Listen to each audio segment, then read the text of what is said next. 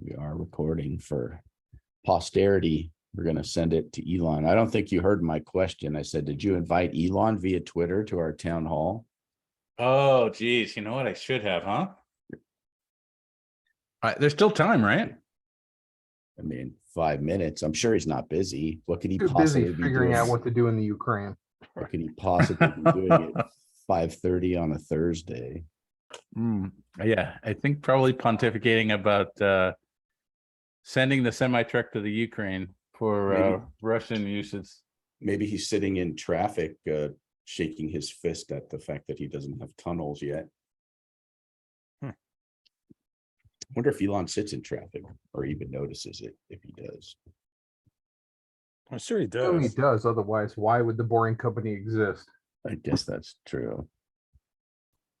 Although he does fly a lot between Texas and in California, but Yeah, I'd like to criticize him more on that, but I guess there's really not much option when you're that busy. Yeah, we all, yeah, exactly. Yeah. Plus, he has to fly to Burning Man because he's not sitting in that traffic. yeah, that's probably way better to go to Burning Man that way. He's definitely flying to Burning Man.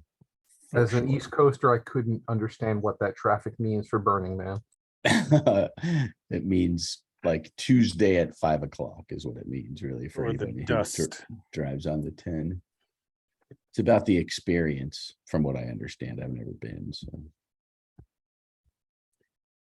Got a bunch of, there's like 2 Burning Mans too. I think there's like this billionaire section where all the like rich guys hang out and trip out and come up with cool ideas for how to rule our world. Is it fun though? I don't know. I'm sure it is for them. My It brother looks, goes. It's a blast. it looks fun. It looks fun. Yeah, I've just seen pictures like I have this old au pair that lives in San Francisco and she goes every year. And it looks fun, but definitely I don't like a lot of big crowds sometimes, so maybe that's not the best thing for me. Yeah, I don't like crowds at all. The Burning Man, you could sort of make it whatever you want. You can have a small little gathering with just your friends, or you can wander the whole thing, and who knows? I'm sure it has its moments. Probably a young man's game though at this point, and woman's game. But I do have a friend who's a pilot, so I was like, I wonder if I could get him to fly me in there, avoid the traffic. Just fly me in. That'd be nice. Fly me in and pick me up. That'd be great.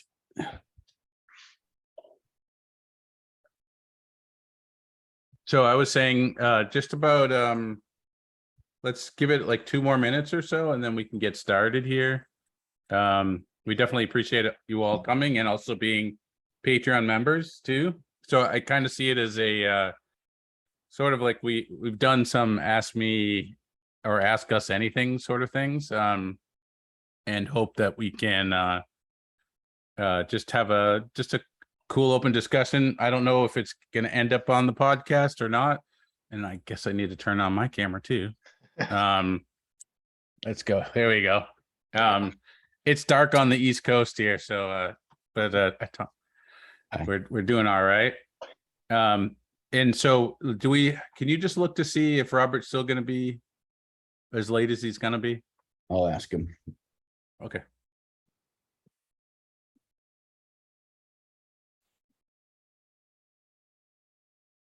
That's good to see everybody. Wendy, nice to see you.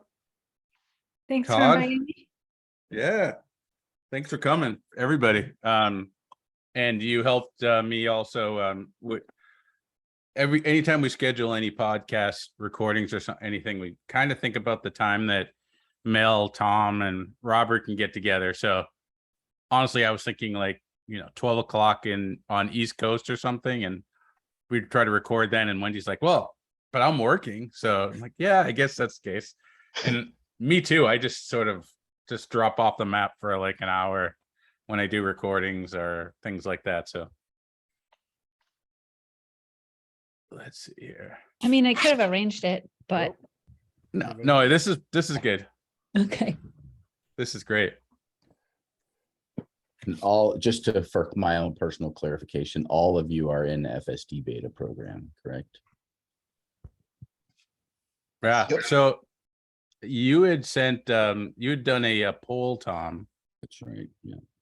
and I think I didn't realize, but you can actually, you could tell who said they had FSD. So we sent out an email maybe 3 weeks ago or so. But I think this started from a Ask Me Anything that only one person ended up coming to, and that's well, the center of my screen there, Matt Anthony's Washburn, who I know as well. And he said, hey, we should just talk about FSD sometime. I thought it was kind of a good idea. And so let me see.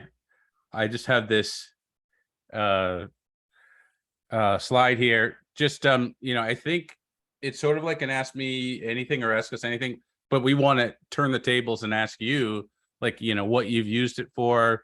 Robert just got it last week, so he's kind of curious about, he's been trying it out a little bit, and we'll also hear his story getting here today, because apparently he said he was stuck in traffic and it wasn't giving him great advice on the way to get in. But you know, we just want to try to get some, you know, learn about some of your experiences and your opinions, and you know, ultimately sort of see what you think based upon the progression that you've all seen, is when you think maybe FSD might be able to, you know, sort of drive without somebody in the car, or get to this point where it's not as beta.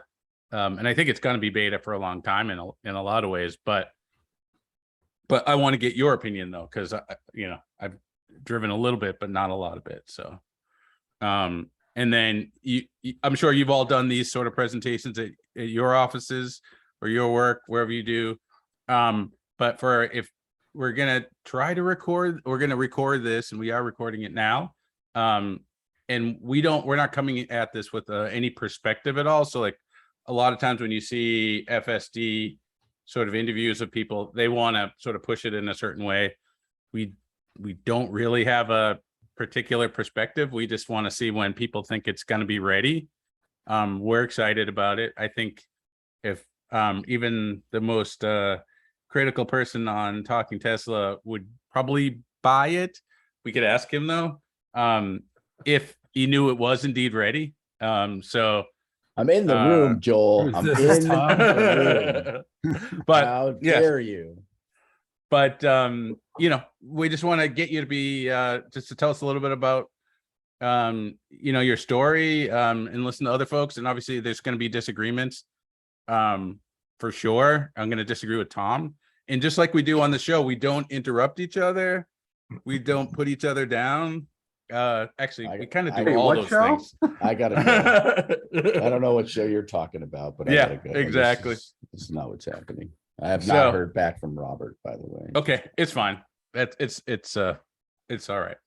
So so starting out, maybe you all could introduce yourself a little bit. We could start maybe I have it Mike first here on the screen, and like where you are in the country and when you got FSD, and you know, what car, etc. Sure. I'm Michael Pastroni. I live in Weston, which is close to Boston. Oh. I got my S in 2017, and as soon as I got it, I started going to Lex's lectures at MIT on Autopilot, which were just so fascinating. And I started out with hardware 2, and then I upgraded to 3. And I kind of did a 2-tier, I'm going to forget now. I did first enhanced Autopilot, and then for about 3 months, the upgrade to full was like 3K or something. So I think I paid a total of 6 for it. And I actually got the beta in last November.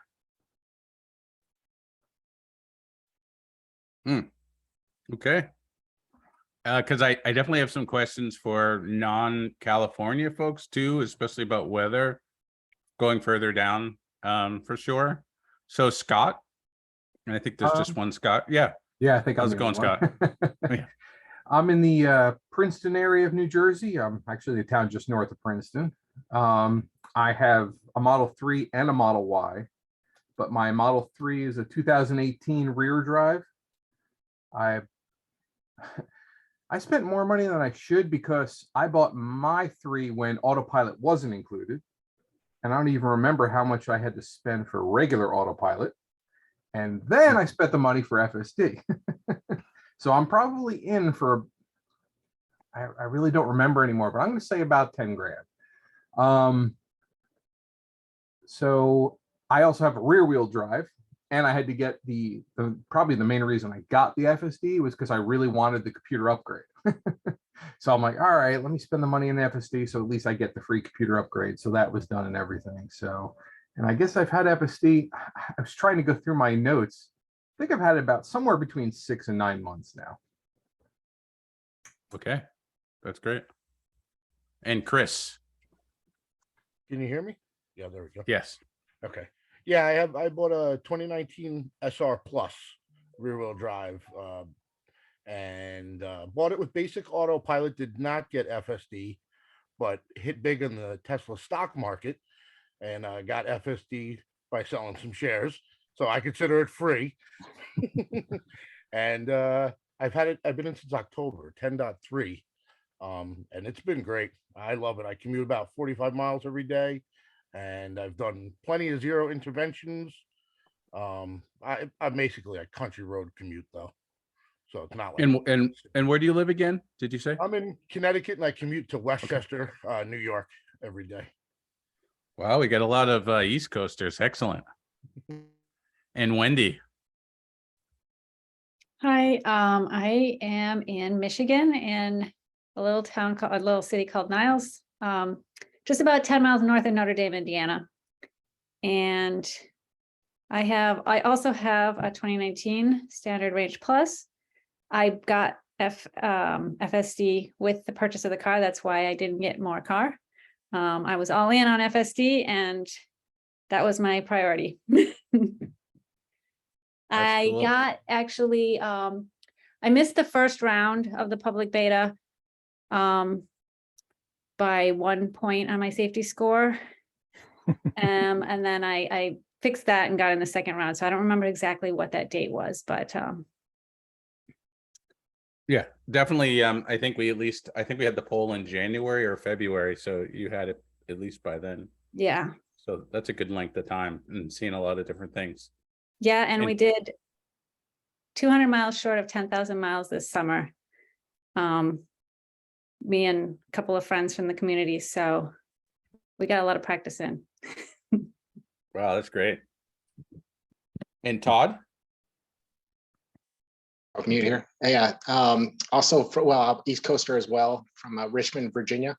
And I have a 2016 Model S that just had AP1. So I missed, AP2 by 3 months, but my wife ended up getting a Model Y. And so we were able to, since we bought it right when, Tesla released or, announced it, we were able to get it for $5,000, which was pretty nice.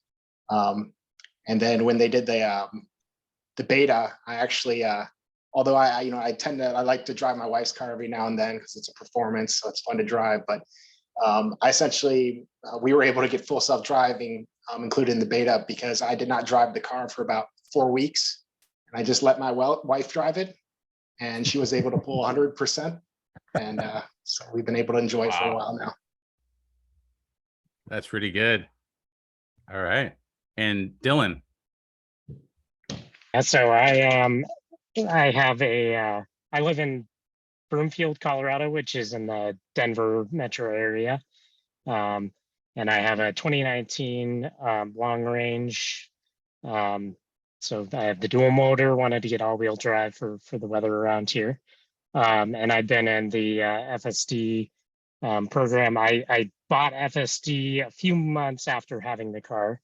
Had a friend who convinced me to to do it. So, and got the FSD beta in the 99 safety score group in October of last year, the 10.3 version. So been on it ever since, and have about a 20-mile commute into Boulder, is where I work. So put on about 15,000 miles in that time on FSD beta. Been using it a lot. I'd say, average 95% of my drivers. So yep. Cool. And Matt, are you okay? Yeah, you're there. Matthew. Hey, I'm Matt, and I am a software product manager by training, and so I actually bought the car because that's how you get FSD. And like just totally fascinated with not just like how the technology is developing, but how people are interacting with it, and also like the rollout and like how Tesla's managing it. Even like just, like where are they pushing the envelope? Like when they added a game and you could play it while the car was moving, and seeing that that's definitely like a signal that they were sending out there, seeing how long it would take for them to get their wrist slapped, and it took like over a year.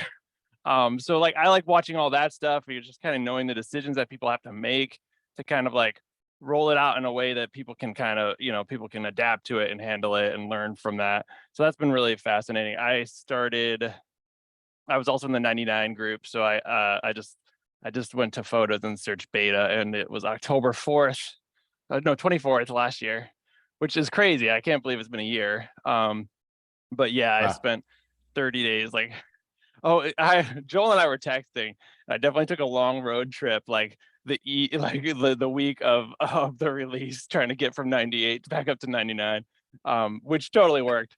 It seemed like you had gamed it pretty well at that point. Yeah, it was like, I forget. Oh wait, it's actually a lot of these are per mile, so I just need more miles, because I got like a forward collision warning like the week before, and it bumped me down. I was like, what can I? But yeah, so it worked. You can drive it off basically. And as far as my car, I would say like I rarely go a trip without invoking FSD. Like I don't know if it ever happens. I think the biggest trick is like, how far am I willing to go while pulling the trailer that I'm in? I started off like really conservative. I was like, I won't use anything. I will drive by hand, and that didn't last too long. Then it was like, I'll turn almost everything off and you just use the cruise control. That didn't really last. So I'm like, I do like a more trimmed down version, but a lot of you probably know, like you get used to like not having it stop at green lights and things like that. So turning it off is actually gets a little dicey. So yeah, I'm super psyched to talk to other people about it who like do it day to day. It sounds like a lot of you are actually using it in the day to day. Like I've heard a lot from people who are like, oh, I won't touch it. And I know like my partner, my spouse, she won't. She like barely even tolerates being in the car with me when I'm doing it. But I do a lot of like driving to and from activities with the kids. And so a lot of my time is like I'm kind of just supervising FSD and like much more engaged as like the my curiosity of like, how's it going to handle this? Is it time to take over, versus like if I was just doing boring driving. So that's a lot of what I do. Cool. And you, again, there's a lot of energy. I saw him last week and we went for a ride in a refresh test, and I probably wasn't even driving for more than like a minute and a half. And he's like, aren't you going to turn on Autopilot FSD? It's like, no, I think actually, I would never go this far without turning it on. Yeah. So we have another person here as well. Robert Rosenblum. Such a smart ass. I wasn't sure if you were pulling a fast one on me or not. He's trying to be How's it going, funny. Robert? He's trying to be funny as usual, Robert. Oh, Emphasis on the trying. Where the hell are you, Tom? In Where my are those house. pictures? I don't My house. recognize this view. This is my apartment. Thank you. Oh, All right. all right. So, I have a in question terms for of Chris, rough- actually, before Yeah. you get started, if you don't Yeah, mind. go So ahead. Chris, you said you have like a country, like a more rural drive. What does that mean? Like, are you on dirt roads? Are you on No, gravel like roads? just country road, windy, twisty, Okay. one lane in certain spots, where just a country drive really. I go to Westchester, which is more like half hour north of New York City. That gets a Mhm. little more city drive there, but I don't do any like Chuck Cook lefts or anything like that. Right. And how does it handle, like, in your opinion, how does it handle that sort of more rural aspect of it? You know what? The probably a month ago it started getting really, really good. Before that it was a little jerky. And it kind of centered on one lane roads, but it has gotten really good lately on most of it. The new versions have been really, really good. Right. Thanks, Joel. Sorry to have interrupted your flow. Oh, there. no, there's no flow actually. So I'm hoping you guys can add here. Somebody mentioned, I think it was Michael mentioned Lex Friedman and going to see Lex's some of his early talks, and before he sort of blew up, and now I don't even think he's teaching anymore, or it doesn't seem like he is. But one of the things that he talked about a lot was how people and autonomous cars or semi-autonomous cars interact in some ways. And have you I know some situations, for example, like like a four-way stop, there is a little bit of there are rules, like, okay, whoever's there first, but then it's also slightly, especially in the East, seems like whoever's more aggressive sometimes goes first, but maybe that's everywhere. I don't know. Do you have any opinions about how Autopilot, or I'm sorry, FSD does sort of managing the interaction between two cars when it's not always cut and dry situation? I would say it's okay when it's really clear cut, but if there's four people that sort of arrive at the same time, I frankly disengage, because we do things like this that you just can't pick up. Yeah. Yeah. I was just gonna mention, do you see the piece in an AI Day where they were looking at a car that was parked on the side, parked on a road, and it looked like it could come out? And generally speaking, if I see something like that, if I don't see anybody in the car, then I know I can keep going, right? And I'm not sure what Autopilot's doing in that case. Have you seen situations like that? Because I've seen a few, but have you seen situations where it's just like it stops dead, or I don't know, or maybe it just continues on really quickly? Any of you, Todd, Wendy? Yeah, well, one thing I've noticed with the four-way stop, because I kind of have a 5 mile drive that I, with each new version, I kind of go through it. But I noticed on the four-way stops, a lot of times it starts slowing down really early. And it's funny because when I see other cars come to the four-way stop, they're assuming that I'm going to get there first. And the car just kind of like takes its good old time to get to the line. And at that point, those cars assume like they're going to go ahead. And I've seen a couple of times where full self-driving decides to like kind of creep forward in the lane. So suddenly you see the other people slam on their brakes, and at that point I kind of have to disengage, because it just takes such a long time that other people decide that they have at that point take the right of way, and then the car kind of doesn't really figure out what to do. So yeah, I'm the same way. If there's 4 cars or 3 cars coming to a four-way stop, I disengage, because it just normally just causes more confusion. I think one thing I've noticed that's interesting is that, clearly the system is giving less credence to like what traffic signal the other car has, and like what is the expected behavior, and much more to like what is the actual behavior. And like I pulled up at a four-way stop recently, and I used to work near there, and like people like there's 2 roads, but one seems more primary, so people miss that stop sign all the time. They don't see it, and they just like go right through it. And I was on FSD, And like, so I pulled up to it, and the car would have gone forward, but the oncoming car did not, like, literally didn't even slow down, just went right through, and I was going to take a left. And it was just interesting how, like, FSD didn't care. It was like, oh, it's not stopping. It waited and went. Like, didn't get mad. Like, wasn't surprised. And like, me being a little, on a less alert day, I might not have noticed right away that they didn't stop. Like, I'm kind of expecting them to do it. I see a lot of situations like that where like, it's kind of using less cues than a human would in terms of like what's supposed to happen. And like some of you mentioned, like the gestures you do and things like that. So it kind of acts pretty dumb. And like, if you pull up at a four-way stop kind of all at the same time, it just kind of waits. And like, once everybody else is gone, it knows it's its turn and it goes.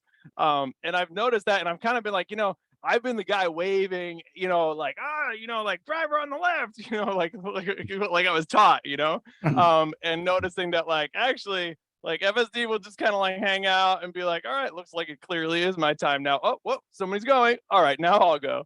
And that, like, I sometimes feel like I learn a little bit from FSD in terms of that zen of like, yeah, it's supposed to be that way, but it's not that way. I lost 5 seconds or something. It's going to be all right. So I see those situations all the time where like it acts on behavior more than like the rules. Is everybody already on 2.3?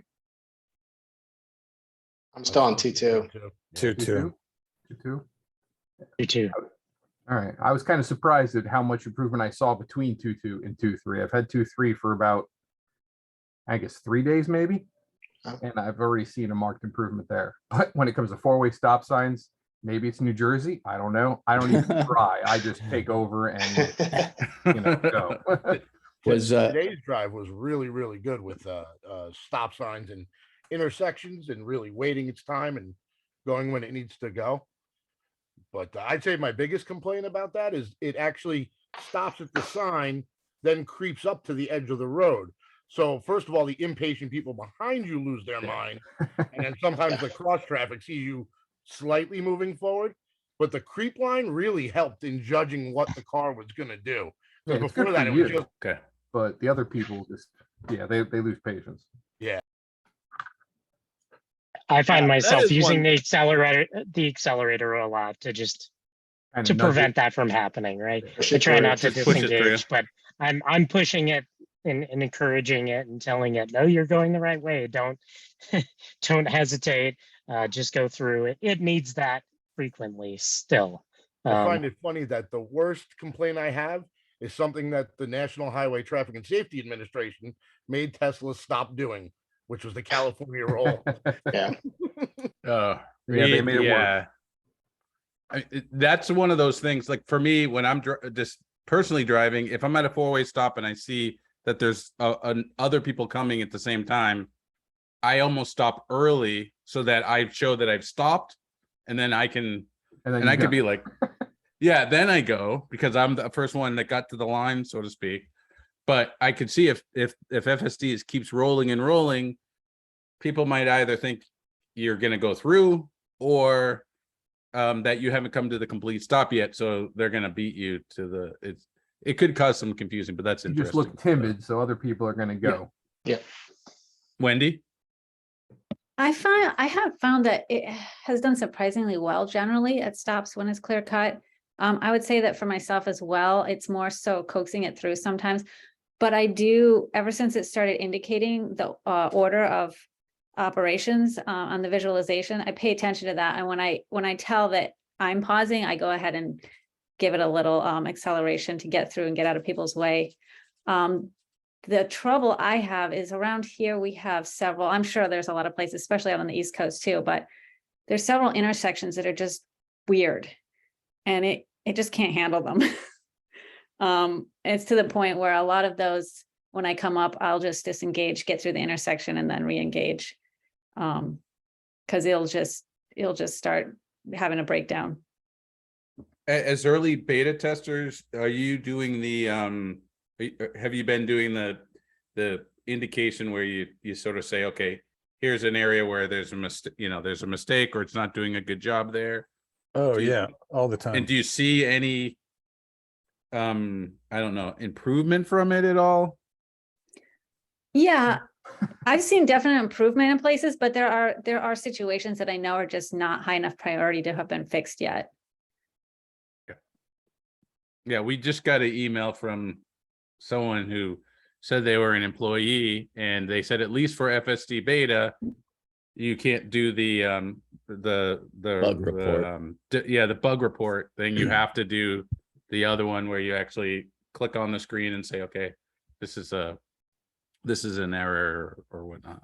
Yeah, the claim from this person was that if you push the button and say like bug report and make an audible thing, it only stays in the car for a couple weeks and only is available like if you happen to take your car in for service within that time frame. That was the message that we got today. So whether or not he's an actual employee and this is true information, unknown, but that, they took the time to send us an email, so we take them at So what's the correct process if you want to bug report? Push the camera is what he was saying. I can read you the exact email if you'd like. Yeah, I was just pulling it up. I was very disappointed. I push the button and I say bug report and leave a note just to see if the context helps them at all. So here's the exact message that we got. I wanted to clarify something really quick. Please excuse my anonymity as I am a Tesla employee. I do not believe what I am sharing is a secret, but I want to take precaution just in case. When it Well, we could say his first name though, right? His first name was Elon, right? Is that what his first name was? Yeah, he's real concerned about anonymity. Okay? When it comes to tapping the voice command and saying bug report, nothing is sent to Tesla. What that does, it takes a snapshot of what is happening with the vehicle and adds a bookmark of sorts, so that if you take your vehicle in for service or it is remotely diagnosed, a technician can quickly see when an event happened. Nothing is automatically uploaded or shared with Tesla, though. After roughly 2 weeks, the logs are overwritten and gone. If you want to share an event with the AP or FSD teams, tap the video record button at the top of the display. Only appears in beta software, and that will share the necessary info with those teams. I hope this helps. Love the show. I had to add that last part. He didn't write that. I think early on too, they said report you could send an email and kind of refer to the timestamp, and they might be able to like line it up to your clip. Yeah. Can you imagine that to be true though? They could see so much information on Yeah. the car. But what I literally, don't my understand car is uploading like 30 gigs a night over my Wi-Fi. Wow. Like it I don't uploads understand a lot the of like data. I don't understand the it's only available in beta software, because like I have a video record button. I don't have It's a FSD separate beta. camera button. Yeah, yours just It's at the go into your top. drive. So you have That's you have just- a I different, guess. there's a different button in the FSD. Okay. Copy that. I don't Thank see you. it. That's It's pretty. a little hard to hit. So the thing I'm trying to train is here in Oregon, we have like speed, like, my neighborhood is just cluttered with these speed bumps that are marked. And I think it gets it like 50% of the time. So it can tell it's there, but I think some of the time it says, oh, it's a crosswalk, and it just goes through at whatever cruise speed you're on. So alone it's fine, but like you even get a couple other people in the car, it's like shunk. And so I'm very regularly trying to I'm like in the middle of bouncing and trying to hit that little camera button, and you end up like pulling open the map and all that. It's not the easiest. And probably you should wait until like it's clear and maybe it's not even driving and you hit it. I don't know. But yeah, like that tap target's a little small. It's Grab the top of the monitor and tap it. yeah. There, Yeah, hey, there you go. You need to like a little something to keep your arm steady.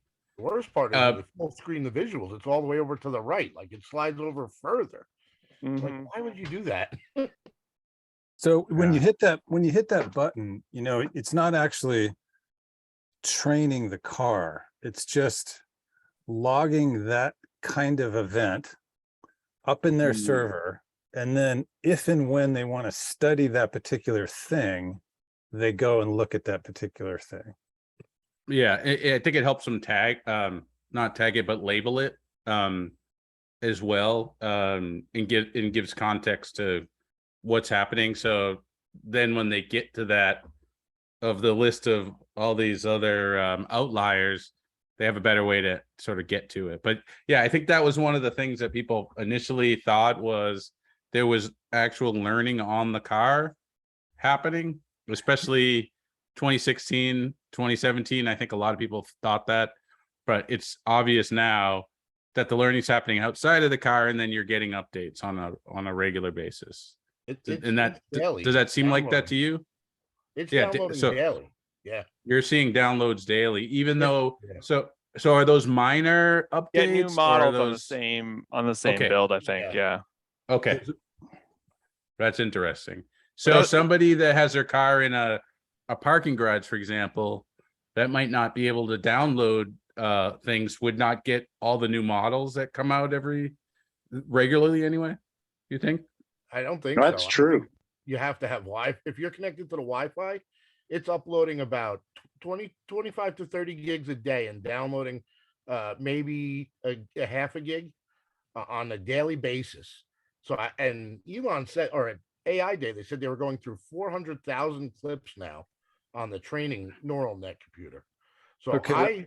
I'm tending to think that things are getting improved on a daily basis, depending on how many clips they can churn through, because they're probably getting millions Yeah. of data feeds a day. We're not getting updates between the versions that we know. The car is not getting updated. They compile the neural net, create a version, and then download the whole thing. And then you don't get little updates. Wait, Something is Yeah, happening so- between versions, whether it be settings. are or you seeing something. it? Are you measuring the downloads through your Wi-Fi, or do you have like some sort of way to know Yeah, what through the Wi-Fi. It's uploading your clips when you get home. Yeah, that's Right. the 30 gigs of upload. But every other day or 2 days, you could see it download something to the car. Not an update. I didn't get an update, but it is downloading. I had heard that too, that there were some incremental updates that they were applying. Now I don't know if anybody knows. Yeah, I don't think Is that that's- potentially just map data rather than Could be be. navigation. actually?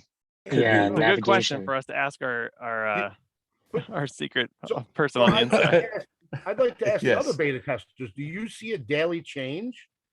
Because I feel like I see daily changes sometimes. I No. definitely I don't. wouldn't say daily, but I have noticed different behaviors in the same situation Hmm. without having an update between those two instances. Yeah, me too. I'm seeing different behaviors, like you're saying, and I'm thinking And- that and- is little tweaks behind the scenes. Yeah, or I don't think something.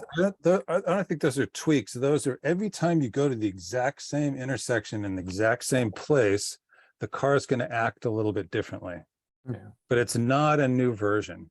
Weather. So could it light, be like I've traffic. seen sometimes where somebody like I try not to watch too many of the FSD videos, mainly because they're boring. But there's a couple people that seem like a little more interesting. But sometimes people will do the same exact thing 3 or 4 times because there could be a lead car in front of you that makes the car think one way. There could be something else going on that you don't realize. Like you're like, oh, this is exactly the same thing, and now it's done a perfect job.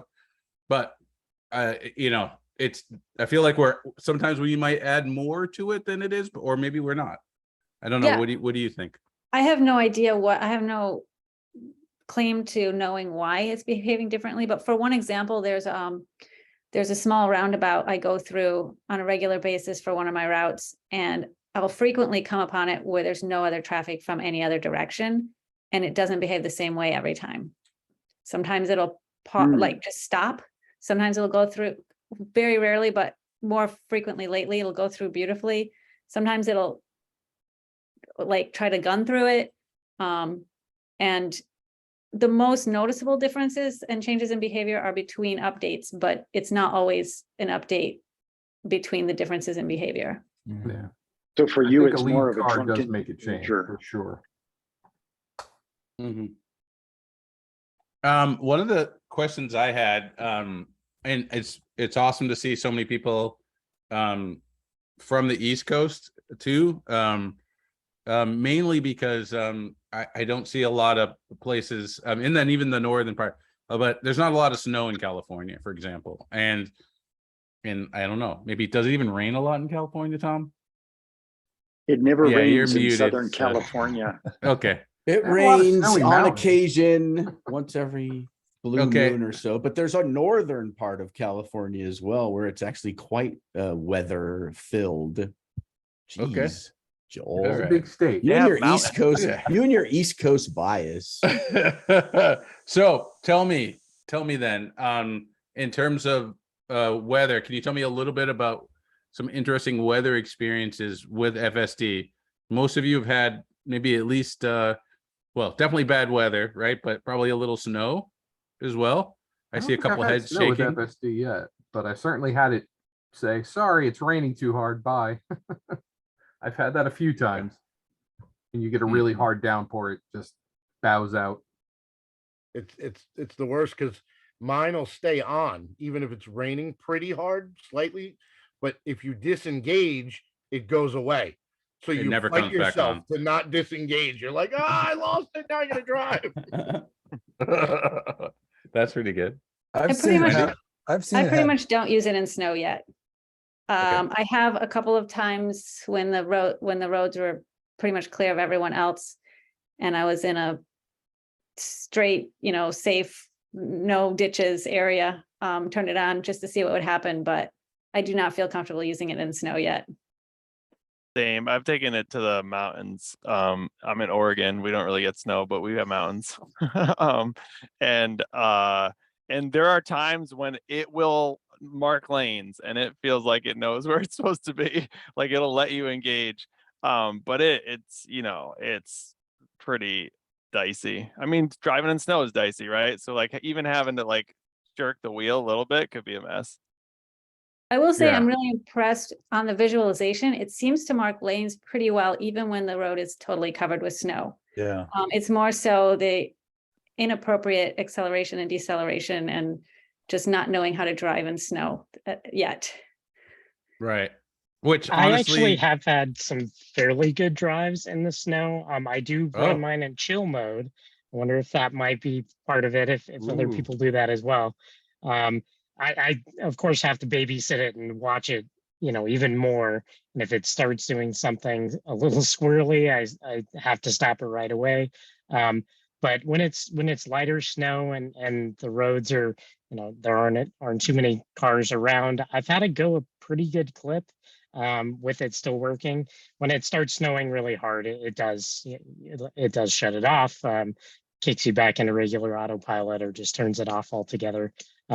But it's been a bit mixed, and it'll be interesting. I haven't had a big snow here yet this winter, but toward the later increments in April, we had a couple of snows that it did fairly well, but yeah, still not perfect. It's got a ways to go.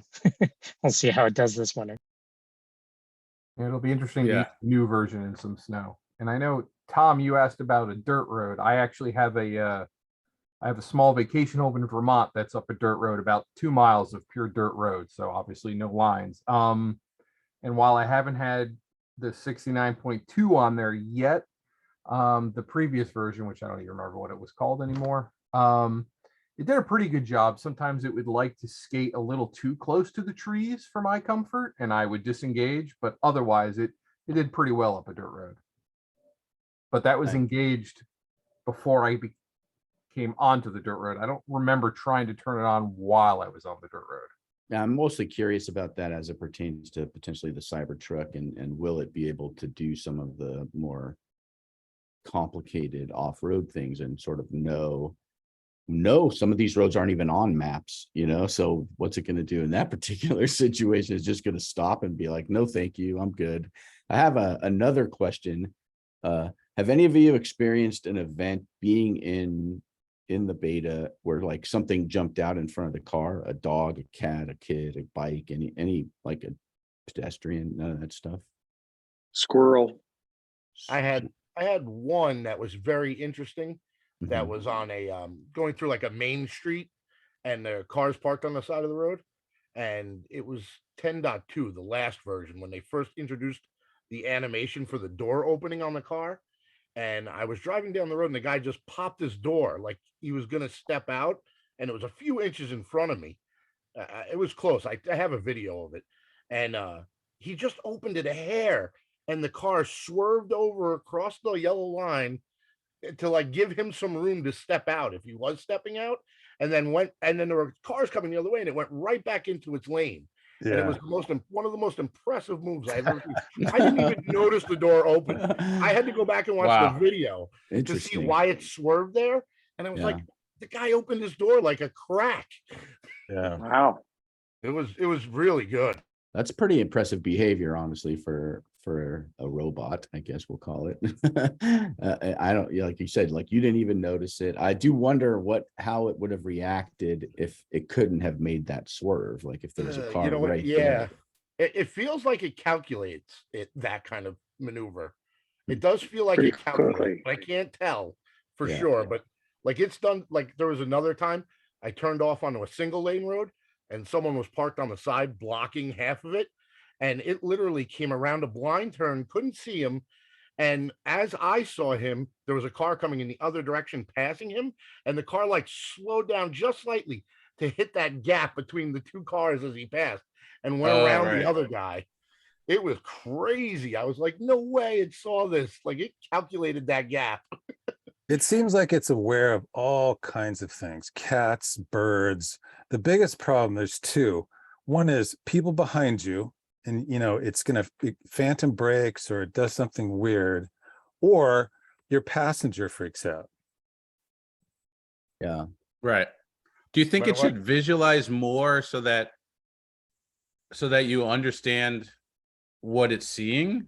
They've added in like creep mode, they added in the door, some of that stuff. Because it feels like if I'm letting somebody else drive, then I can get a sense for what they're seeing and how they're reacting to things. But when it's a computer with no eyes and things like that, it's harder to, no face, I guess. It's hard to tell what's happening. You're I saying noticed that it not- doesn't do a few things that I think it should. Like when I'm driving on the freeway and I'm noticing folks who are just kind of swerving in and out of my lane, it doesn't really like flag those vehicles, which I think it should. And wouldn't it be nice if it could tell who's actively on their cell phone while you're driving? Because those are people who are highly unlikely to be driving as safe as they could. So what do you Sometimes mean I just see flag? that. Just like Well, so beep like at red them? flag these vehicles if they're Oh, okay. swerving, if doing things that don't look Okay. appropriate, they need to basically turn the neural net onto those vehicles in addition to where I'm at, because I find that the car doesn't anticipate nearly as much as I do when I'm engaged. When I'm driving, I'm watching all kinds of things and even probably sensing things that I can't explain, but there's something wrong going on up there. And then all of a sudden you come a little further ahead and you see, oh, there's a big hole in the ground and people are swerving around it or something like that. I'm curious, as the newest beta tester in the group, how are you liking it, Robert? Have you been using it a lot or? I like the entertainment factor of just maximizing the screen and seeing what it's seeing. Mhm. But I've had it just today. I was leaving, I was out kind of in a more rural part of Oxnard, but it was a big office building and I was letting it go from a charger out into the street and it freaked out twice in this parking lot that was very well lined and it had curbs and plants and planters and it was all a very well described parking lot and the autopilot seemed to see everything, but coming around one corner to make a turn, it would do this. Suddenly the wheel would just jerk to one side and jerk back and jerk again and start and stop. And I was like, screw this. I'm taking Robert, over. you should have seen the 10.3 or whatever it was last October. Yeah. The first thing Wow. I did was I drove it to like a bagel shop. And like it, on the road, you're like, wow, this is amazing. Like the regular city street was as good as you got used to with the highways. I'm like, look at how far it's come.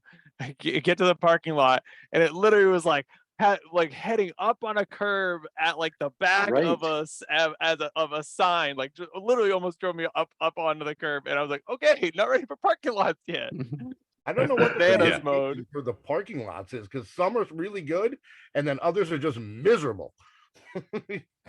Yeah, the other thing is I went and got my haircut at a barber's house, and I park, and she's in a cul-de-sac with sort of where, you know, you would expect the road would be, I don't know, I got this blur on so you can't see my hand, but you'd come around and then there'd be a 90-degree curve, but in the curve here, there's like this big cutout. So it accommodates more houses. Anyway, I park in that curve, and when I'm ready to go, I put it in drive and I double click for autopilot. Everything seems to engage. I see all of the visualizations, and then it decides to drive forward right up the curb onto some guy's like grass. And I had to stop it just as we're getting onto the grass. And I'm thinking, man, everybody here must think I am drunk.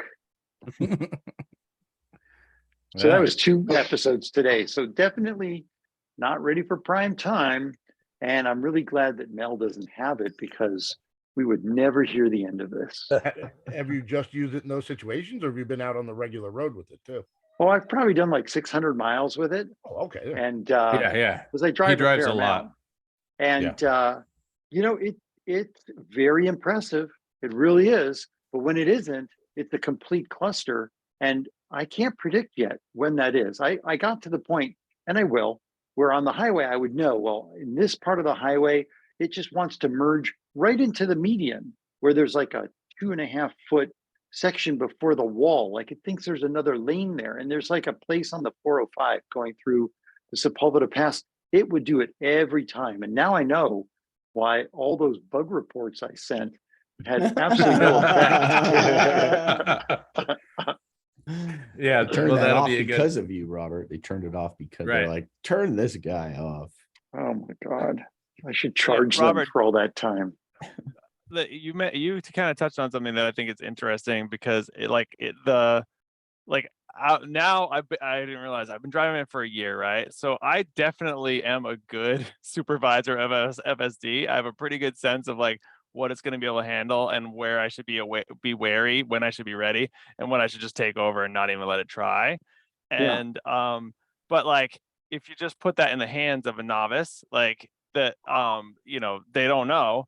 And it seems like when you look at the progression through like the levels of autonomy, it's really about knowing when it's knowing when it's confident, when it's not. And then somebody else, you know, kind of alluded to this, like it'd be even better if it could communicate that. So like I've definitely had it like avoid something, and I'm like taking the wheel, being like thinking that it's doing something bananas, and it's actually responding to something I didn't see.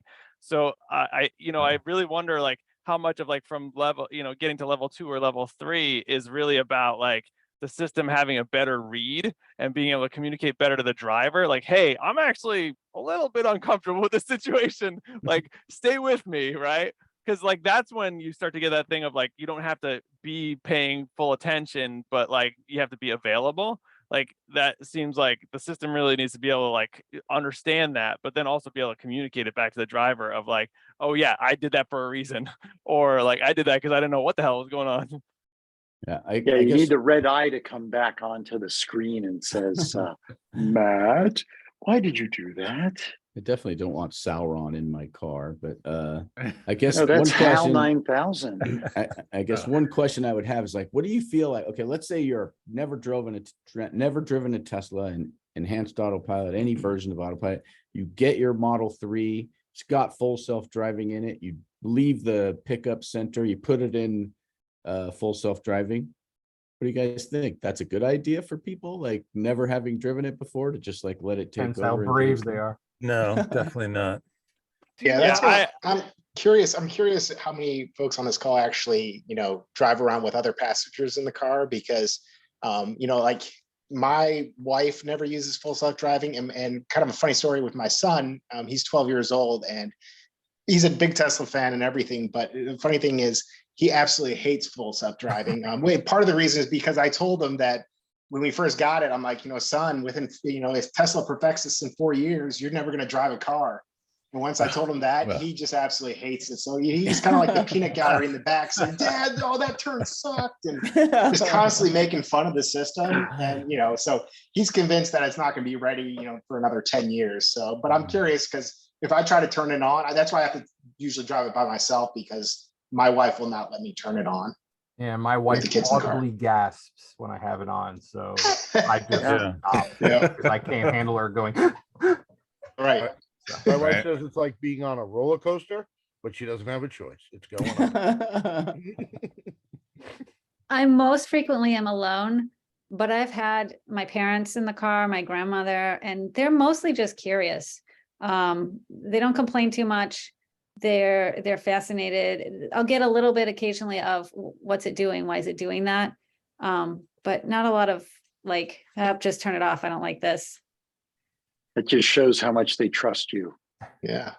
I did have a recent moment where I went from my home to the center of Princeton. And as you can imagine, Princeton's a very old town. Some of the turns are like 12 degrees. I had my daughter and her friend in the back, and I didn't tell them.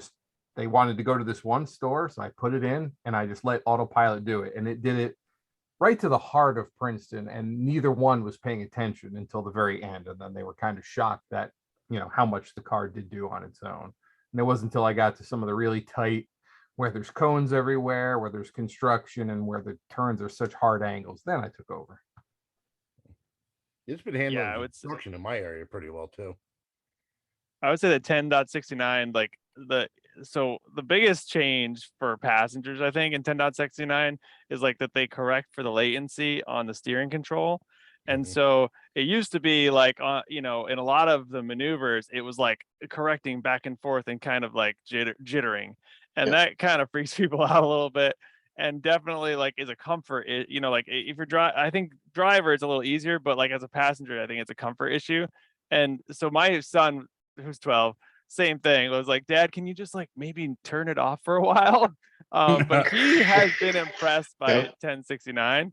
And that my daughter, she just became driving age, and she like that was the test for me. It was like, so which car, how do you want to? She's like, nope, I am not your car. We will be using Mom's Jetta ICE car. No, she hasn't driven that yet either. So there's something else going on. But I do think. Oh, I had one more real world example. I used to rent a Turo, like, first year of having it. I stopped, my friends didn't want to hear about the car anymore. So I was like, on Turo, you get to kind of show people around. And like, it was, it was kind of fun. People are enthusiasts. This is before the Y came out. Like it was a little, still a little more mystique.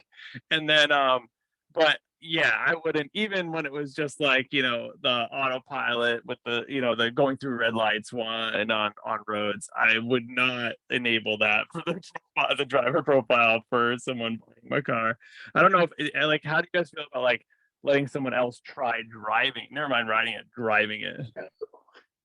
Nobody You drives. got it, Wendy? So I hope I don't incriminate myself here, but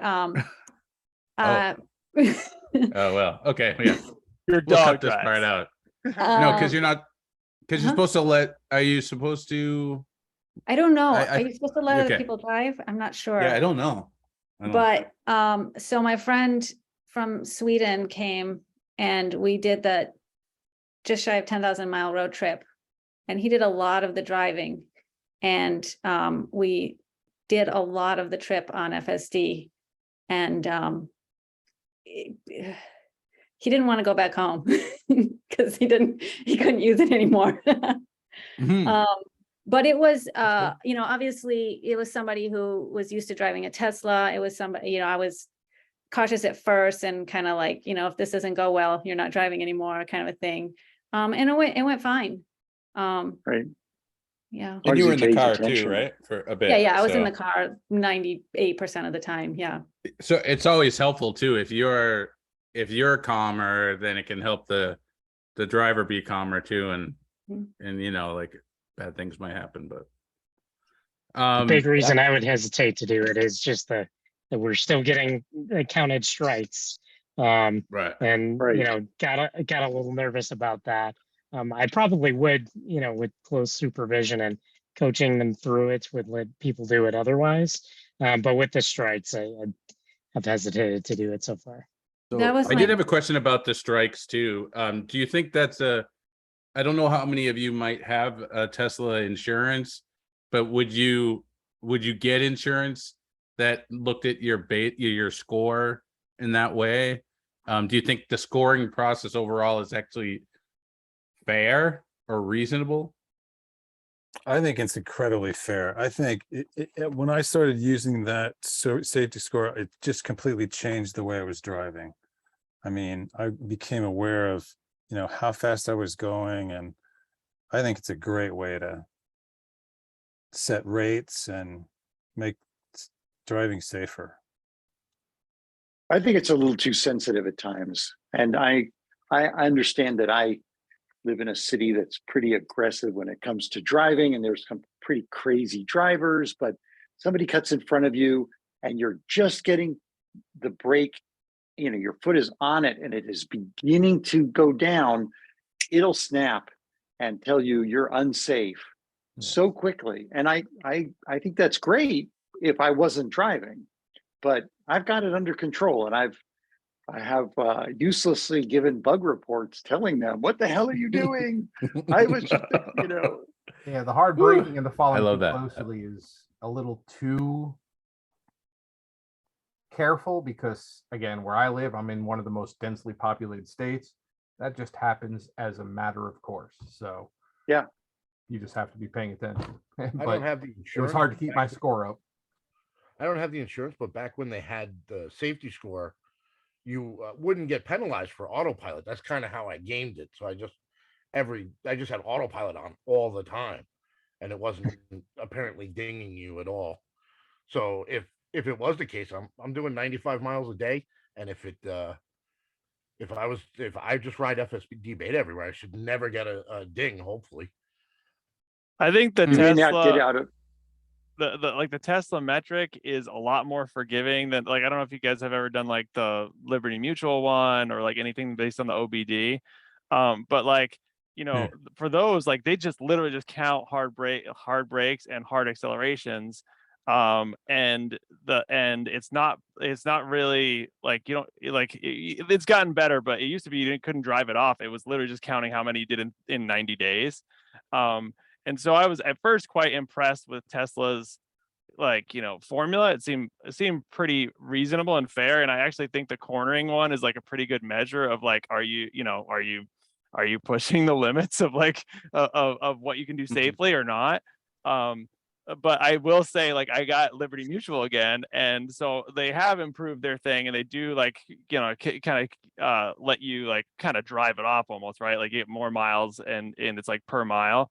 But their little tips are like, you might want to like not follow so closely with cars. Like, you seem to be braking kind of heavy, and I'm like, it's because it's all FSD, right? Like, it's the accelerometer, and it definitely, like, it's still its curve, its acceleration and braking curve is like usually more fierce than what I would do. Yeah. Well, Tesla didn't ding you for hard acceleration. Thank goodness. Right. Right, that was another Right. one. Yeah, You gotta very stop. very though. clear. I think that the idea is great, but I think just like FSD, it's not perfected yet. And I found that like there were times when I was doing the safety score, the few dings that I did get, there were times when I was like, I genuinely don't think there could have been a better driving, I could have done better at driving in this situation. But then there were other times where I didn't get dings and I was surprised. Not that I was being very unsafe. It didn't change my driving habits a lot, other than going around corners was so sensitive that I just started driving as if I had a big pot of soup in the backseat. Yeah. But Or yeah, quinoa, overall, eating quinoa. yeah, That overall, quinoa I think factor it's is a great definitely idea, big. just not quite perfected yet. Okay. Because I've heard some people say it's like it's way better, and we've had here at our house too the progressive version of the thing you plug into your car, and I just let my wife drive the car because there was no way I was gonna get a good rate if it was me. But some people just sounded like they were afraid to drive this really awesome sporty car because they thought they were going to get dinged. So Wendy. I will say, before I got my ding that dropped me down to the 99 group, I drove to Chicago, in Chicago and back home without getting a ding. So Yeah, it that's can good. be done. You're a very good driver because Robert, what was your score? Oh, this is the call out time. I've been as low as 92, but I am currently 96. Okay. And I that's started very at good. 100. So there you go. I was at 100 once. Everybody starts at 100. That is the base level. That's awesome. My neighbor just got a plaid, and he just started the safety score process, and he was like, it's 73. Why can't I get FSD? You have a plaid. Yeah. Because you have a plaid and you're enjoying your plaid. As long as it's not, Yeah. you didn't hit any small animals or anything, you're doing all right, I have guess. the insurance? Does anyone Yeah. have the Tesla insurance? You do. So Still if can't you get it. didn't want to drive fast and take some corners, you get your insurance goes up from that? No, it's been staying the same ever, at the renewal, which was, I think, in March. It was the same. And then the most recent one just went down a little bit. So I'm not really sure how they're playing the insurance game, but when I first signed up for insurance, I think I got a notice on my app that I could send them my safety score data. And I said no. But then as soon as I said yes to FSD beta, I had to turn everything on, open up the camera because I have a little cover on the camera, and now I'm naked to the world. I don't believe they Well- can, in California, they can use Yeah, that they data can't. for your insurance. That's not legal. That's correct. In California. Right. Yeah, they're working to get that changed, but they can't Which is do that in kind of California at crazy. least. Yeah, so I just bought a but- pair of really dark glasses. Matt, were you gonna say something? You got Tesla insurance too? So they have it in Oregon now. I thought about it. If I felt like I could do it without getting mad, I would totally do it. But when we were doing the safety score thing, that forward collision warning that I got, like it was a mistake, right? Like it thought it was a forward collision, but it was a clear, there was nothing. It was a shadow. Yeah, it might have been like a shadow. And so, or like even worse, maybe it was still using radar. I don't know. But the thing is, like, you get mad, right? You're like, that shouldn't have ever happen. Like, I don't know if I want that to be part of my like monthly experience. They have it in Oregon? They do, yeah. And Have the you other got a thing is, quote, it's not or- cheaper. Oh, so you've gotten the quote. It wasn't any better for you. Yeah, it didn't. I mean, maybe it would be if I was driving and getting like they start you at a 90 score. So like I could do better than that probably, but I don't know what that would be for a price. The quote was very close to just what I've been paying on two different companies. So I don't know if that's Oregon's really regulated and there's not like a lot they can play with, but it didn't seem different. Seemed like it'd be nice if they give you like a little, I'm gonna drive and have some fun today. Just Yeah, like you get like a hall Yeah. pass. No, the track mode button. yeah. Look the other Yeah, way. I am I not did on just the road. double check it. It does assume that you're starting at a 90. So if you're any better than a 90 safety score, then it does benefit you to use it for your rates, right? So Just I might and do it 90 just seems for pretty reasonable. I curiosity's think sake. most people are going to be better than 90. You have those You're days being though, where mindful you of it. wanna, you have those days where you want to rip it open a little bit, and really enjoy the car. And I'm like, boy, I wonder if my insurance is gonna go up because Yeah. Feel bad for anybody who wants to take their car to the track because you're just going to completely screw yourself. Yeah. So I guess that means you need to buy 2 Teslas. Well, they were talking about geolocating for the track, but I don't know if that ever happened. No, Well, I don't know. I mean, it wouldn't be good for your insurance because what's the chance you're going to put it into the wall? Yeah, right. Yeah. Yeah, because your insurance side would want to know. Hey, Tom's gonna probably leave pretty soon, but Tom, did you have any final questions at all, or anything that you wanted to I do not mention? and I have a comment for Tom. Uh-oh, Tom's in trouble. Uh-oh.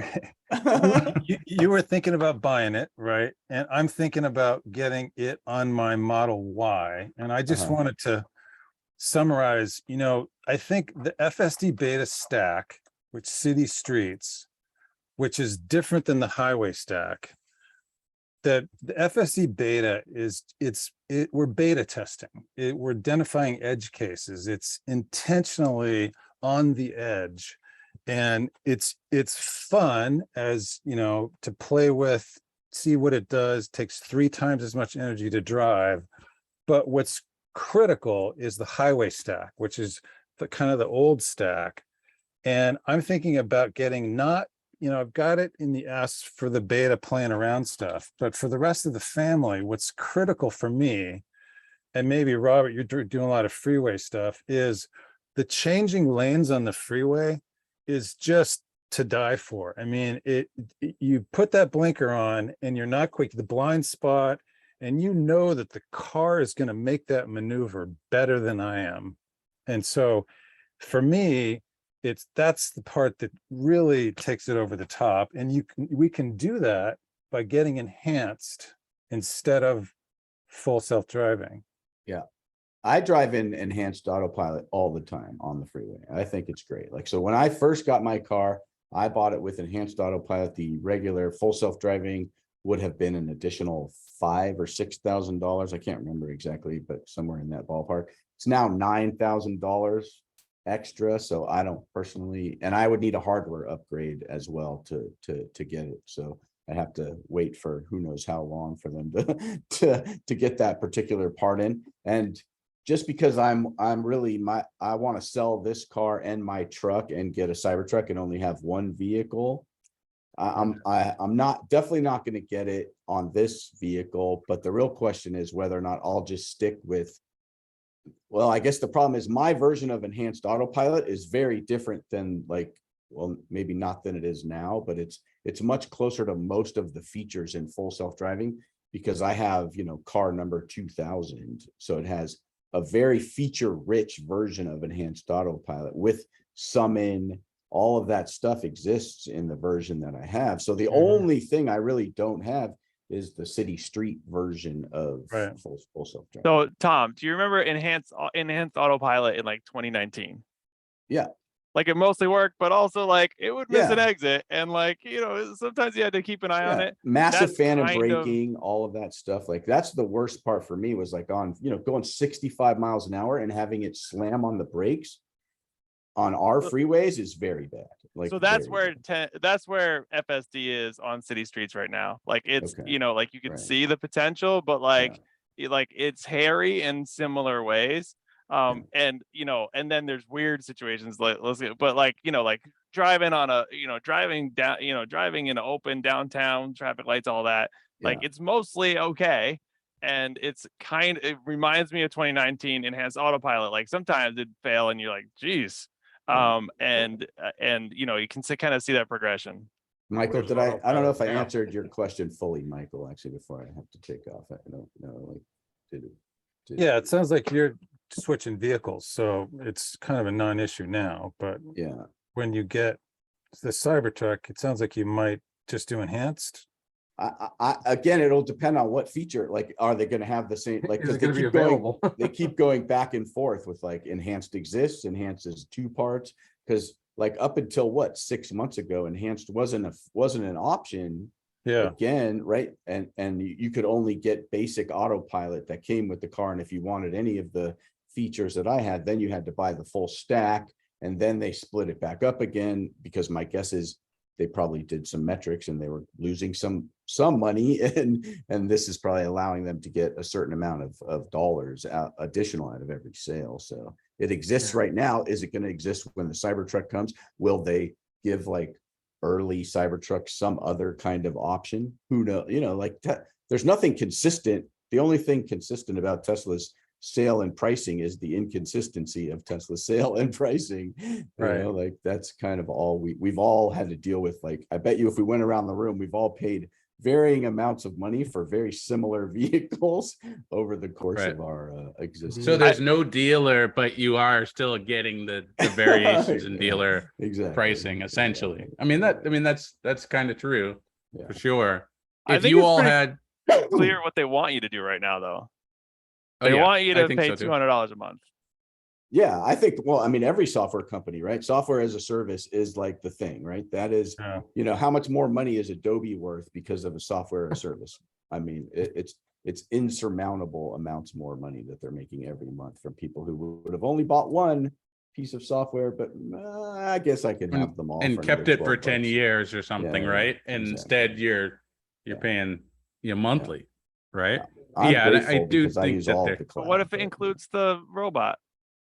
Nah, I mean, I guess it'll depend on what version of the robot. Like, is it going to cook me an egg? Like, what's What the if it robot gets you gonna- free robo taxi Maybe. rides in other cities? But, Yeah, I mean, think of it again, as a like, service, there's all Actually, kinds of yeah. things. Exactly. Yeah. Or that you would know, be a service. right. I mean, like that. I mean, again, if you have the Tesla robo taxi, maybe that'll be the thing. You pay $400 a month and you have a car wherever you are in the world, basically, as much as you want to use it. I could see a lot of people going for that. And I could see Tesla making a lot of money off of that. And then, you know, you put a robot in the back seat and it could go into the store for you while you're, you know, doing your thing. Who knows? I mean, even if it could just not have to park downtown, right? Like that's easily the $400. Yeah, exactly. Yeah, it's true. Oh, Well, that who- is definitely, yeah, which we talked about before. So if you had the chance to buy FSD again at the price that you paid for FSD today, would you buy it again? Michael, you kind of answered the question that well, no, you didn't really, but absolutely, I Michael. would. Yeah. yeah. Okay, Would everybody's you shaking buy their it for head. Yes. 15K? Yeah. Does would that Would not you buy buy it it for today. 15K? Yeah. So what would you do then? Would you, I mean, it seems like everybody here kind of likes the excitement of I don't want to put anything in your mouth, but it seems like you like the excitement of trying something new, something cutting edge, right? Because you know it's not easier, like Michael said, right? So yeah, it's sort of, you know, if you did it now and you had to do the 15,000, would you do that? I would do monthly rather than the full 15K if I were doing it now. Kind of a If it hedge, were really full self-driving, if it was a level 4 plus if it was whatever. really, I think I'd pay. But And then it would be worth it. yeah, but I Yeah. mean, I think he's basing the value on it. He's basing the value on it being the robo taxi, which will make money for you if it ever happens. Not to say, me personally, I think it is happening, but that's what I think he's basing that price on. Mhm. I don't know. The calculus I go through in my head is like, okay, it's a year from now. I didn't buy it, and FSD works really well. The regret, I don't know if I can handle that. Yeah. Yeah. Yeah. I keep saying too, it's like in 2019 when I had my autopilot, like Matt said, it made bonehead moves. Fast forward 2 years, it's pretty damn near perfect now. Yeah. It's pretty close, and they've done it before. I think another. So Go ahead. yeah. Uh, No, I was just Todd. gonna ask more on the future, but Matt, why don't you go ahead first? Well, it's another interesting way to think about it because, like, when I bought the Chevy Bolt, when I leased the Chevy Bolt, I like got the premium package that had like more safety features, right? And when I was doing it, I was thinking like, it's like $50 a month, and like compared to insurance, I'd much rather spend $50 on not getting a crash than like the $100 a month for insurance. And that. There have been a couple examples here where it's like, well, I'd rather have my kid driving in a car that will avoid, blind spots and will like make an evasive maneuver and not kill somebody. I think that there's a point where it gets good enough that you might just pay it as insurance, right? Like you pay it to like keep your family safe and to like not hit people. Yeah, as that was somebody an with interesting. ADHD, I definitely would pay a certain amount just to like not flake and like, do something stupid like at 3 o'clock in the afternoon when I'm driving kids around,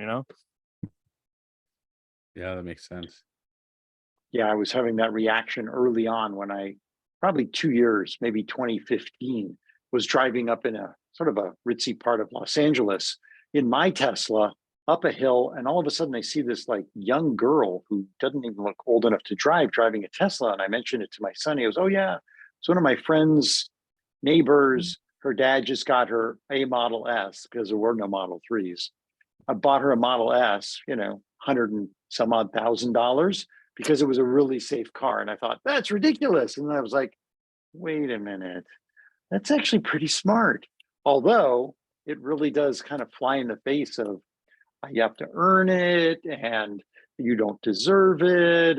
But if you've got the money and you want your family safe. And it didn't have chill mode at that point too, I'm guessing, but Yeah, I don't know. She looked pretty terrified driving it. I don't even think they had that feature where you could speed limit them back then. no, Right. no, that was not back then. So I was Wendy, gonna you had your ask hand about up. oh, Okay. did you? Okay. Yeah.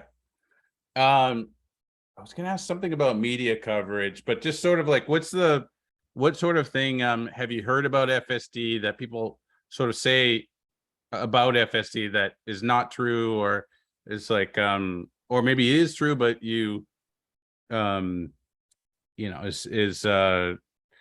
is worth just sort of talking about and saying like, hey, you know what, I hear this all the time, but I don't really like what that has to say about it. Oh my gosh, Meghna Chakravarti, the NPR interviewer in Boston, did this review of Autopilot, and she just, half the things were just untrue. She went off on all these. A car was turning into her lane, and she was walking across the street, and she accused the car of almost running her down. I wanted to like write her something, but I don't know. And how can you, it's so hard if people don't understand the technology and its limits. It's very easy to get, the wrong impression. Yeah, Tom, on the pedestrian note, during AI Day, a lot of the training that they were showing, the videos were there was one specifically where a car was in an intersection making a left turn, and there were pedestrians in the crosswalk, and the car was moving through that crosswalk while the pedestrians were still in the crosswalk. That's not legal in California at all. You have to wait till the crosswalk is completely clear. And I don't know how it is in your states, but I was pretty surprised that even like during the training, they were showing it was stopping until they cleared, but it was still going into that crosswalk while they were there. And occasionally, and I've seen it where a kid goes through the crosswalk halfway and then runs back the other side of the curb or whatever in front of you. So that's why, technically it's not legal to go through those crosswalks until the pedestrian has gone to the other corner. And I don't know if anybody else kind of saw that, or if you have any thoughts about that particular aspect of what the car does. there was I think that happened in either, I get the two states mixed up, honestly, I'm sorry guys, Washington State or Oregon, but it was in one of those two states, and somebody had recognized the intersection and recognized like it was right around their neighborhood or something. And in that particular state, I think it was Oregon, yeah, it was definitely illegal as well. So that's something that now they have to make sure that they're following the law too. Now, I mean, in reality, in many cases, I think people do like the rolling stop sort of thing. There's things that people do that aren't are not legal, or are not following the driving laws. And so that's where FSD for a long time is going to have to make sure that they're completely perfect before they start sort of driving like a human drives, which is, you could still drive safe, but just not, be following the law. Wendy? Let's say, oh, sorry, go ahead. Well, that's just kind of an interesting question because obviously 100% it needs to follow the law, the letter of the law. But at the same time, there's a lot of instances where that's just not how driving occurs in that area. And it's not even so much of, well, that's what everyone does, but it's a matter of, well, the pedestrians are also not following the laws. So if the car only follows the letter of the law, they never get to cross the intersection, kind of a thing. And so I guess I'm glad it's not my responsibility to solve that problem, but it's just an interesting question. Yeah, if you're in New York City and you're not going to cross a crosswalk because there's people somewhere in it, you are never going to move. And that is all there is to it. Yeah. 100%. Yeah, what was interesting in that exact moment in that demo, he said something like, this is a bad option, but we're not going to eliminate it yet because it's still an option, right? And it does seem like that's kind of, they're taking like an ML kind of approach to like evaluating the options. And it's like, oh, that's illegal. So that makes it a less good option, but it doesn't make it an impossible maneuver, right? That's kind of right. Because honestly, one of the other ones was crossing a double yellow. You're not supposed to do that. But in the case of somebody opening their door, as you're speeding and you wouldn't have enough time to stop, you need to cross a double yellow to do it. And yeah, so there's a lot of these trade-offs there that luckily I don't have to solve. Neil deGrasse Tyson in his podcast once had talked about how autonomous cars will make driving worse, traffic worse. And he explained it as saying, what would happen if the pedestrians aren't afraid to step in front of the cars and the cars just always stopped? Right. That's a good question. Do you pull out in front of Teslas?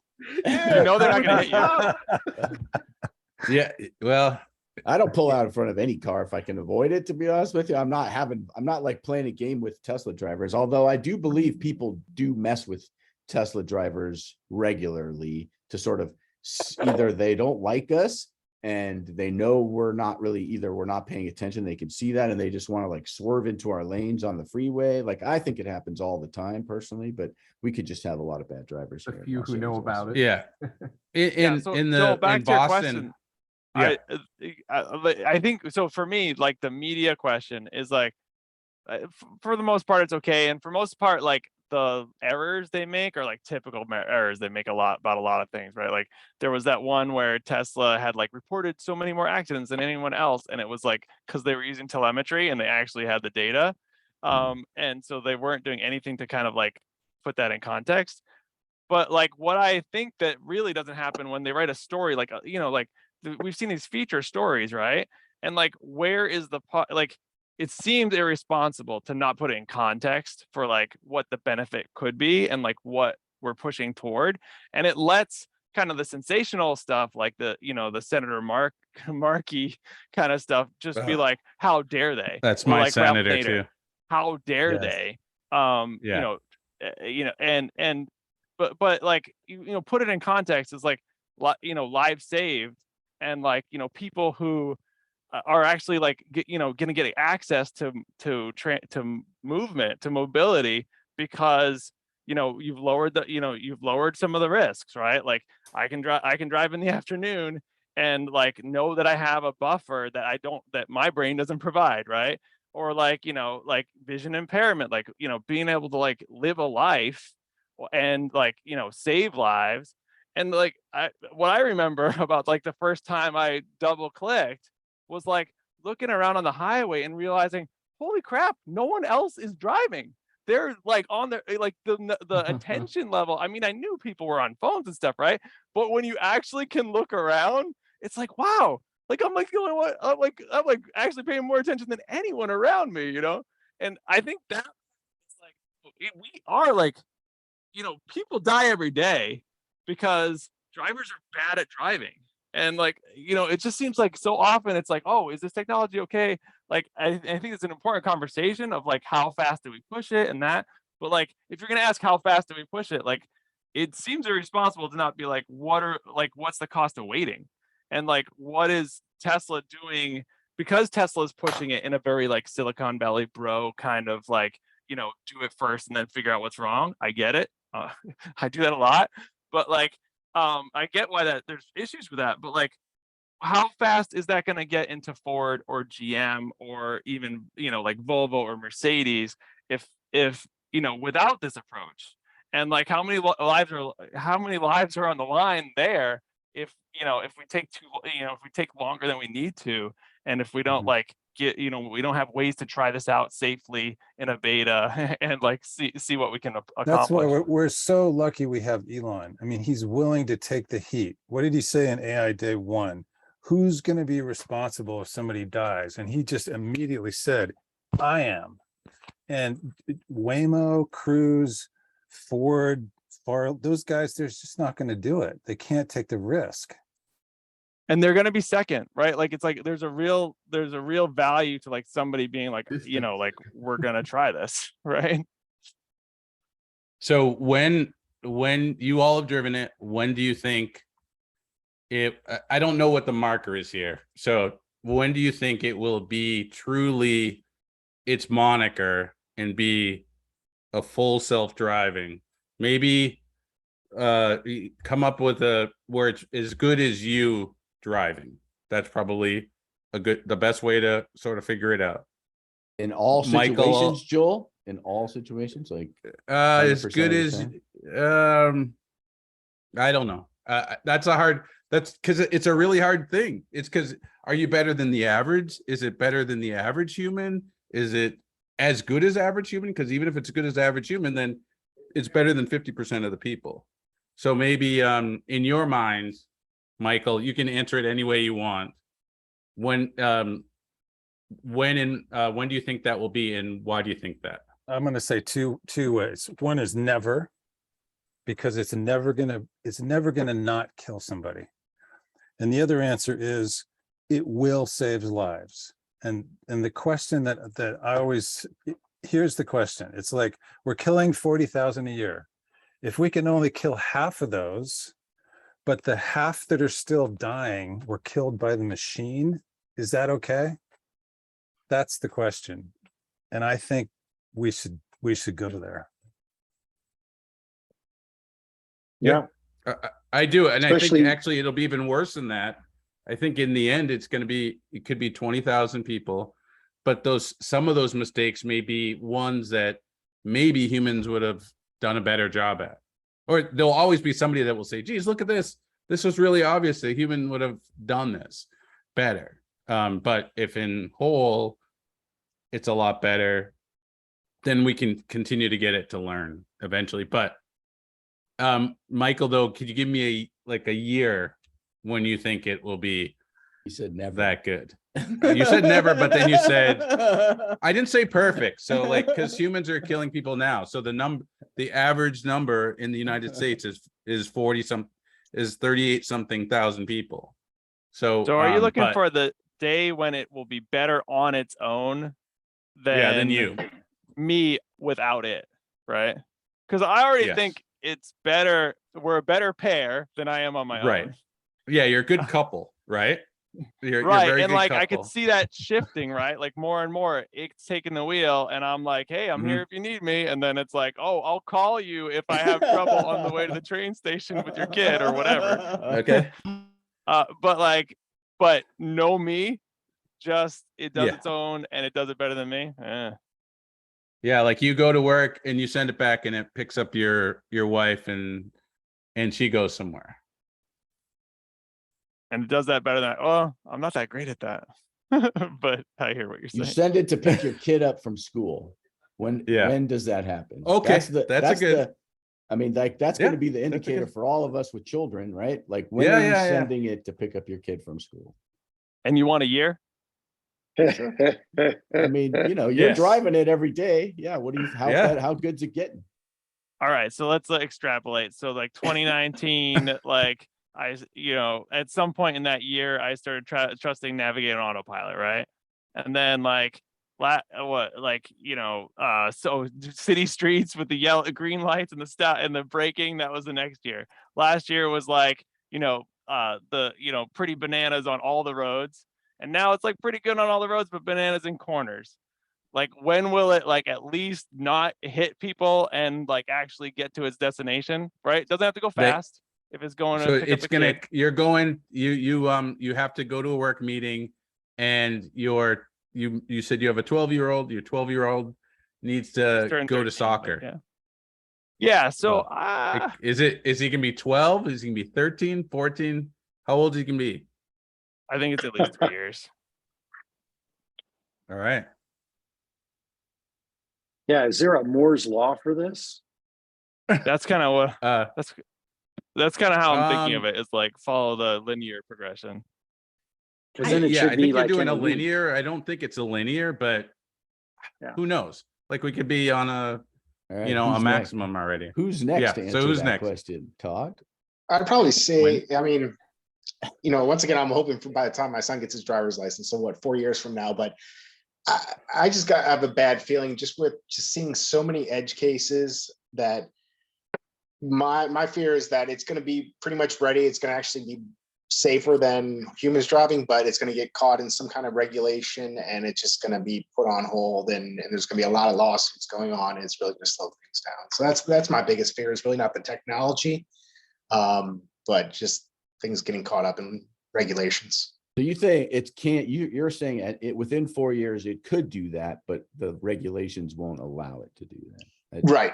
I Okay. think, because I think there's just so many edge cases that, eventually some bad stuff is going to happen and it's going to, get a lot of press. And then there's going to be people who are going to want, legislation passed to stop this. And, I think we're going to be going through that for a bit.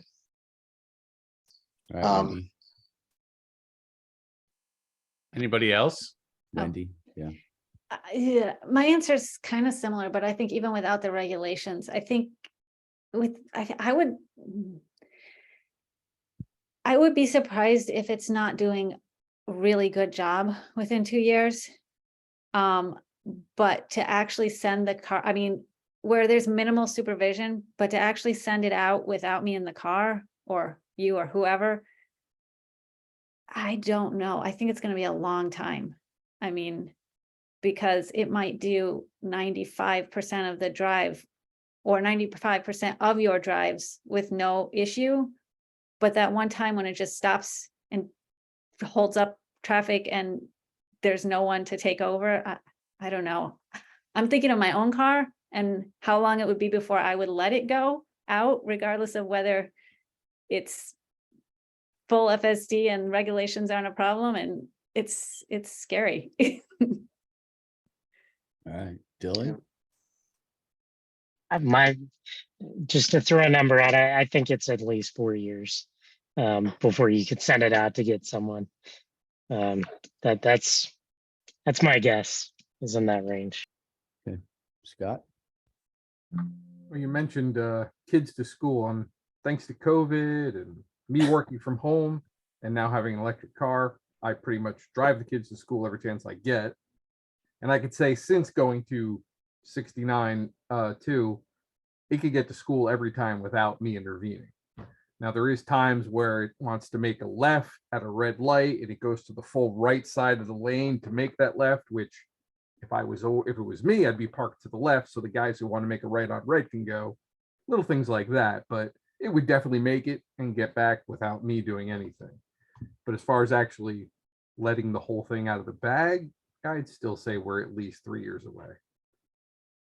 All right, Christopher. I just saw that on about the speed limit.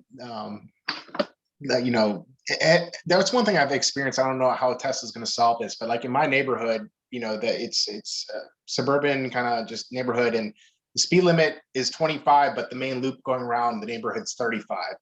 But there's really no posted signs, so it's like one problem I have is my car always starts off 25. It's fine, but it gets on that main road, and most people are going 40, 45 on that road, and it always assumes. So you always have to crank up the dial. So I'm curious on how Tesla's going to deal with that problem, because it's almost something you would always have to solve through, high definition maps or better information that they have on the back end. But Yeah, same thing driving through Chicago. If you're not going 20 miles over the speed limit, you're going to get slammed in the back end. right. You find that everybody's very impatient, and you didn't realize True. that before. Yeah. I think they're a year out. I think it's 1 year, maybe not till I can send it out on its own because of regulation and whatnot, but till it does a really, really good job, it's 1 year. And I base that only on the fact that in 2019, Autopilot did some crazy stuff that scared the heck out of me. And right now, Autopilot on the highway on my commute, I would go to sleep. I would fall asleep with it driving. It does really, really well. Where do you live again? I'm in Westchester, about a half hour north of New York City. Okay. I commute from there up to Putnam County, which is about an hour. north. Western Connecticut. Yeah, Western Connecticut. Yeah. Danbury. Yep. So it's not Yep, I crazy know where city that is. streets, but it's, you know, small towns. And it's not a an area that Tesla, like there's a lot going on in California. And sometimes I've read somebody said, oh, it may even be overfit for California in some ways because there's so many people there. But if it's, you know, if it's working in that's partly why I'm excited to see some folks from other places, just to see how well it's doing and whatnot. But I think, did you guys have any questions for us? Did you all have any questions or for each other? Were there things that you thought we'd ask When you're that picking up the we Y, didn't Joel. ask? Yeah, Joel, when are you gonna get a Tesla, Joel? When are you gonna get a Tesla, Joel? Yeah, how are you allowed on this show? Yeah, I mean, seriously. Yeah. Like Well, we have many people that we could get on this show that might, you well, know. I remember when called Tom was Talking doing the show when Tesla. he didn't have it. Yeah. It's just I talking. had it's an not electric driving. No, car. I had an electric car, so back you did. off. You did. Joel, No, you you did. have one electric car right now? Yeah. No, not even one now. Not even one. So I started with my Lumbing it. history was I started with a 2016 Model S. I picked it up the day that Elon announced the Hardware 2, I guess that 2. would be the name of it. That day, and I'd actually, if you all remember, right before that, there was he announced he was gonna have a big announcement. Almost everybody knew it was going to be something around Autopilot. I was supposed to pick my car up that day. That was supposed to happen. I postponed it just to see what was going to happen. He postponed his, and then they were calling me and say, hey, you know what, if you don't come, then we're going to lose your deposit. And so I picked it up then. But if it actually had happened before that, I would have waited and gotten Autopilot. I would have gotten a newer version. So I had a lease, and I decided not to pick up the lease. Did you have And free I have a supercharger? Cybertruck reservation. I had a 3 reservation, but I decided I wanted the Y. And so, but right now I'm actually working from home. I haven't gone to work in. Yeah, but you've I've been gone to work driving twice. You go on I was about to vacation. say, you gotta drive You're going some- all No, over the no. place. No. I'm just saying that it's right now. It's actually very helpful not to have another car payment, but Mhm. you know, that's where I am. Probably. Well, I'm not going to make a promise. So probably soon. Because, well, did you guys? I did go to Montreal recently in a Y, and it was. I mean, I guess I've forgotten how nice. I have forgotten, honestly. That's my problem. I've forgotten how amazing it is. Just it was such a great ride. So it's about 300 miles from where I live. 320 miles to Montreal. It's bigger than we have a Q7, which is sort of a fuller size SUV, and for the kids in the back, there's more room in the Model Y than a Q7 in the back. Wow. And the Benefit of EV? I mean, you guys know this, and I knew it driving the S, but like even when you're going 70 something and you pass somebody, like you're moving the accelerator like a quarter inch, and you're like, people are saying in the back, like, oh wow, you're going too fast, like because they can feel the acceleration. It was such an amazing car. So it's pretty damn nice. I So like it the a lot more than Q7 the 3 myself. Yeah, actually, that's what my wife had asked. So how much more is the Y than the Q7? Or, you know, like, how do they compare? So anyway. It's time, So, Joel. It's Just pull the time, Joel. trigger. It's time, Joel. Let's make this happen, buddy. Come on. Joel, I'm All kind of right, happy. well, I'm kind of happy to hear that you don't have the Model S anymore, because back in I think it was September 2019, there's a Patreon show where you guys were giving away a set of Model S floor mats, and I know. Well, Mel mentioned it that I actually ended up winning those, but I guess I answered like a second before you did, and I stole those mats from you. And I remember Mel complaining about that because also he was kind of upset that he had to ship it all the way to the East Coast. I do have a bunch of Yeah. Model 3 center console inserts from RPM Tesla. If anybody wants one, just let me know. I'll send you one. Happy to throw those. The All right. first version of them. Dylan's there. Cool. Not the second version. So just send us an email. You can send me an email. It's actually I gotta cut this out. Actually, I'll put it in the chat. You can send me an email with your address. And I think your Joel, email might have shown up on the list too there. I But posted go the ahead, link Robert. to that. I have a set of Model Y mud flaps for you, Joel, if you'll buy a Model Y. Sold. And All right, can we everybody. get Mel's I gotta suspension take too? off. It was great talking to everybody. I appreciate it. Tom, does thanks for anybody have saying. anybody have a problem if I post this to YouTube? Just want to make sure ahead of time. Awesome. No problem. Thank you. Good. Okay, I don't want anybody to feel like they got pressured into answering a year. When FSD will be fully available, but that's Can a we hard get- question to Joel, ask. Though. Can we get a pool I'd on? love to be wrong. Can we get a pool Yeah. on like parking lots? Parking space seeking. Like, Oh, when yeah. do you think your car will park from the front door in a parking space successfully? Like, what day will that be?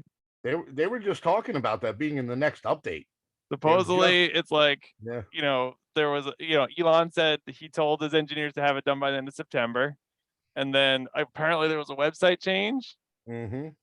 I'm sure Yep. the functionality will be there, but when Right. will Yeah. we And then one actually of the- start using it and be able What to I use always it? like is when At an least a year is engineer like- or somebody else says something other than Elon, and one of the engineers said that feature would be ready definitely by the end of the year. So And then I have one question. When we all start doing that at parking lots at malls, who's not gonna buy this car? Yeah. I mean, like, Yeah. I don't know if you've ever done the summit and just have people like following the car, like they just want to know what the hell's going on. It blows mine. it's a for great sure. parlor trick. Yeah, people are like Well, they once don't believe it. once he converts it over to that full stack of beta, it'll probably get progressively better than it is now. Like once it goes to full stack, which it's supposed to do for this next update. Wendy, you shook your head. When is your car gonna find a parking space? I have no idea. Like, what happened? It doesn't even park now anymore. Like, does anyone else have trouble? When I first used like auto park the first 3 to 5 times, it was beautiful, and now it won't even like show up as an option. It's very hard to get that button to show up. Yeah, like it's almost like the feature doesn't exist right now. But that's still It only shows up when you're backing up with very clear lines for me. Yeah, but I mean, I've had beautiful, perfect parking situations and it doesn't show up.